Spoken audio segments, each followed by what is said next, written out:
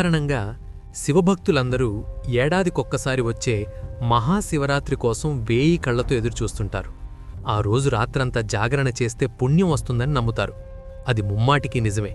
కానీ ఆ శివరాత్రి కంటే వేగంగా, అంతకంటే సులభంగా, అడిగిన వెంటనే వరాలిక్కే సమయం మరొకటుంది. అదే ఈ ప్రదోషకాలం. శివరాత్రి రోజున పరమశివుడు నిశ్చలంగా లింగోద్భవ కాలంలో ధ్యానంలో ఉంటాడు. కాని ప్రదోష సమయంలో మాత్రం సాక్షాత్తు కైలాసంలో ఆనందతాండవం చేస్తూ ఉంటాడు. మన లోకంలో ఒక రాజు సంతోషంగా ఉన్నప్పుడు ఏదడిగితే అది ఇచ్చేస్తాడు కదా. అలాగే ఈ సృష్టికి రారాజైన ఆ పరమశివుడు అత్యంత ఆనందంగా నాట్యం చేసే ఈ ప్రదోష సమయంలో మీరు మనసులో ఏది కోరుకుంటే అది తక్షణమే నెరవేరుతుంది. మరి అంతటి శక్తివంతమైన ప్రదోషం వెనక ఉన్న అసలు రహస్యమేమిటి? ఆ సమయంలో ఒక్క మారేడు దళం, గుక్కెడు నీళ్లు ఎందుకు మీ తలరాతను మారుస్తాయి? అసలు